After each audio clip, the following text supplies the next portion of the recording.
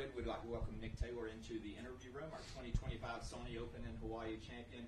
Nick, the Eagle on 18, the exciting playoff. What a way to get your 5th PGA Tour win. If we can get some comments.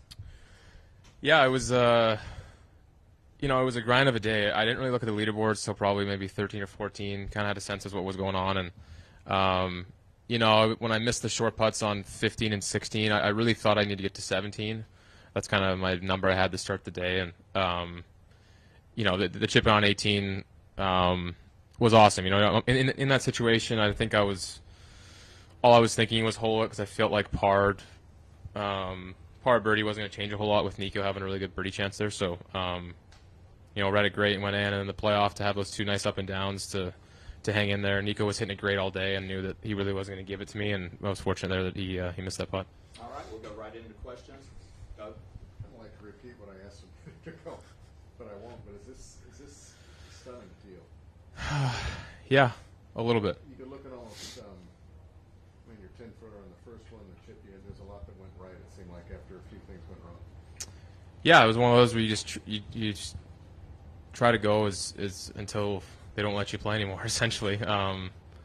Like I said, Nico and I were kind of neck and neck all day long, and he was hitting it great. He made a couple of really nice putts on 15 and 16 where I'd missed a couple of short ones there. And, to be able to hang in there. And again, I was 1 over through 7 and trying to get on a birdie streak there. And it's always so bunched here, but, I did a really good job every day, really, of just kind of hanging in there.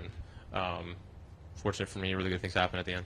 What was the harder in the playoff holes? What was the harder pitch? I think the first one, because of there wasn't enough space really to get enough spin.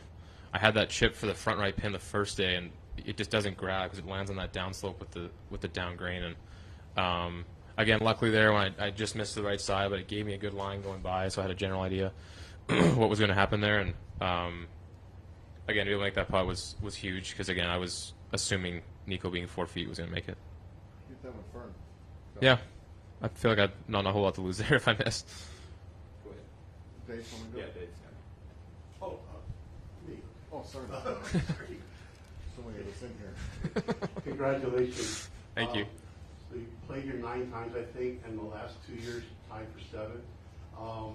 Has it been a process learning this course, or do you feel that your skill set has always matched it and you just not? Yeah, I think it was a bit of both. In 2020, I hit it great. It was a really windy year that year, and just didn't putt very well. I think I finished maybe 30th, but knew that was maybe one of my best results here. And then I think the COVID year I finished 11th.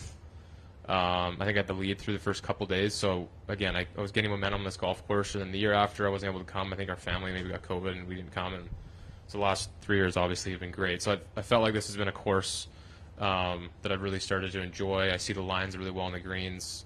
I've played them in the 9 years probably in every wind condition possible. So there's really no surprises anymore. So I had confidence coming into this week. Last week that's one course on tour where I'm rather confused of how low they shoot.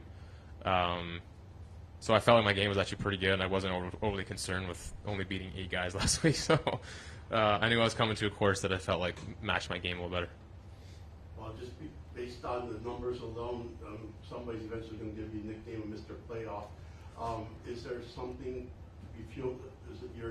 I think everybody's intensity level probably goes up a little bit, but do you feel like there's always something a little bit more for you? Yeah, it's just I think I enjoy being in those moments. I think for every reason my mind gets clear in those situations of the shot I'm just trying to hit, and it's kind of like a match play situation. I feel like I've always enjoyed match play when I was growing up and had success in that as well. And he's trying to hit each shot at hand. So, I've worked on that the last couple of years of why those situations am I good and other situations where I'm not consistent if I'm in 30th or something. But we'll work on that. But it was a nice start of the year, obviously. Doug? First time you held on to your putter when you won a playoff. Yeah, that's fine. I wanted to ask you just how important the start of the year was based on how much, I don't want to use the word dismal, but it was a pretty bleak part of the second half of last year with a lot riding on it. Did that eat at you in the off season, and were you Got all the Yeah, there was a lot of layers to that. There was, not making top 50. I knew would make the next year, just not where I wanted to be. Not making the President's Cup definitely hurt, but I felt like, my play, I had more myself to blame than not getting picked. I felt like I put Mike in a tough situation, and then on top of that, I've had to play more in the fall than I had originally planned, and away from family a few times, and put some work in the off season, and was really wanting to be ready to go. Not that you're ever expecting necessarily to win right away out of the gates after some time off, but I knew I had my West Coast, because I was in the first two elevated events, or signature events, that my West Coast was going to be great, and a lot of golf courses that I've played well on and enjoy. So again, to have this good of a start is awesome. And the other thing too, and I don't have any records in front of me, so I'm kind of just going on vision here, but if you took someone like Corey, who's been probably more steady, you've had more dips, but you've also got 4 wins in the last, I forgot when Pebble was. 2020. Yeah, I mean, 4 wins since 2020 is. Would you rather have more consistency, or do you like these? Do you like these trophies? I really love the trophies, but I would also love to be more consistent. So, I played with Corey the first couple days. I've played with Corey a lot, obviously in practice rounds and tournaments.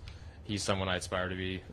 With his consistency, he's phenomenal. So, but that being said, I really enjoy being in moments, and being able to close the deal and win tournaments is ultimately, I guess, what we're trying to do. But again, yeah, consistency, I would love to get there to his level. And on the chip, I know you have to hold it, but having to hold it and actually holding it sometimes make 2 different things. Yeah. Did that look good from the get-go? Did you have a spot you were trying to hit? So we kind of had the shadow from it must have been the TV tower Yeah. that we were kind of envisioning there, and it hit very close to my spot. So we'd been on that similar angle, I feel like, in the past. I think that's the Sunday pin a lot, and we had it reading a little bit to the left just with the wind and the slope, and 5 feet to go was one of those, like, don't blow it too far left type of thing, and went right in. So it was definitely one that I landed pretty close to where I was trying to. And you made the point about you keep playing until they tell you the game's over, if you will. But when you're in that kind of that awkward 50-yard area, and Nico's on the fringe 40 feet away, are you just hoping to get to 10 at that point? The 10th hole meeting. Yeah. I think in those situations like match play, you have to assume that he, at worst, is going to 2-putt. So I feel like in those situations where I've done well is I'm trying to put the pressure back on him, which, again, hitting a chip to, I would never say gimme range because I missed a couple short ones, but, 3-4 feet, and now the pressure's kind of back on him, and I was able to do that. What were you thinking when you missed the putt on 16? Did you hear that guy shout? No. Okay, never mind. Yeah, I was a little in shock, to be honest. And I blew it like 3 feet by, so essentially at the same distance, and your head spins a bit in those situations when you miss a short putt. So to gather myself and make that one was important in the moment, but to hit 2 great shots in there on 15 and 16 and miss those was, if you asked me in that moment, I thought probably my chances of winning were pretty low. That's all I got, Tom. Anything else? Dave, you good? Anyone up here in the One front? more from Or, Dave? oh, here? No. How aware were you folks of what was going on in front of you with Steven and JJ? I felt like nobody got past 16. I don't know if that's correct or not, but I knew they were at 16 for a while. So when I was hovering on 14 for a while and missing those short putts, I really thought 17 was probably a playoff or winning at the start of the day. But again, 17 can be tricky, 15 and 16 as well. But when Nico hit his bunker shot close, I knew 16 I obviously had to give it a shot to chip in. So I thought when we finished that we were actually going to be probably pretty fortunate just to be in a playoff. I thought it'd be maybe a 3-way or 4-way playoff, and even that situation's nice where there's only 2 of us, and all you have to worry about is one other person. And Nick, you had some special comments out on the green about our 2024 champion, Grayson Murray. Can you talk a little bit about that as well? Yeah, I just wanted to shine some light on him. He is someone that I've known since being on tour. Maybe he was a year or 2 after me, and not that we were someone that hung out a great deal, but whenever we saw each other, we would chat briefly. I remember seeing him here 1 year ago, the day after in the airport, and chatting with him. And he came up to me the week of the Kane Open in 2023, and just had some really nice things to say about the Phoenix week when I didn't win but played with Scotty, and he was just impressed. And he was just always a guy to come up and say really nice things. And you know, with the service on Tuesday, it just felt like a week where you're thinking about him the whole time, and I just wanted to honor him on that whole. Good stuff. How much were you thinking about the Masters at the end of last year? Not a lot. I was Okay. trying to finish top 60. Yeah, I knew a good week would get me top 15, probably sneak in to get that invite. But yeah, it's nice that I put that on top right now. You still had 3 months this year to get there. Yeah. All right, Nick, thank you, sir, and Thank you, John. congratulations once again. Thank you very much.